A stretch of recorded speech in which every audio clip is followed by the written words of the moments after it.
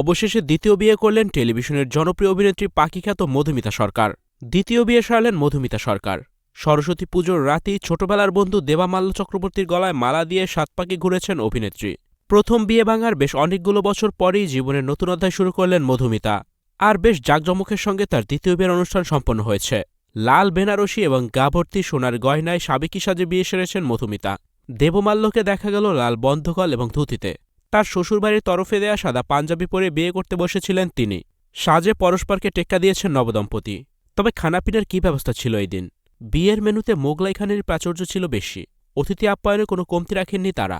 প্রথম পাতেই ছিল ভেটকি, ফিশ ফ্রাই এবং হারিয়ালি কাবাব। মেনুর মূল আকর্ষণ ছিল বিরিয়ানি। এছাড়াও ছিল গরম বাটার, নান এবং চিকেনের একটি বিশেষ পদ, সঙ্গে স্যালাড, রায়তা ছিল। ঘনিষ্ঠজনদের উপস্থিতিতে বিয়ে সেরেছেন অভিনেত্রী।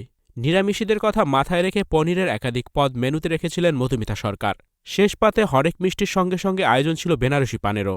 ধুমধাম করে বিয়ে করলেও মধুমিতা, দেবমাল্যর ঘনিষ্ঠ আত্মীয় স্বজন এবং টলিপাড়ার কয়েকজন বন্ধুদের উপস্থিতি সম্পন্ন হয়েছে এই বিয়েতে। দেবমাল্যর সঙ্গে প্রেম নিয়ে কোনো রাগঢাক করেননি মধুমিতা। প্রথম থেকেই বিয়ে করারই সিদ্ধান্ত নিয়েছিলেন দুজনেই। এদিন পায়ে হেঁটেই বিয়ের মণ্ডপে পৌঁছান মধুমিতা। সাবেকি বিয়ের সমস্ত রীতিনীতি মেনে গাঁটছড়া বেঁধেছেন মধুমিতা দেবমাল্য।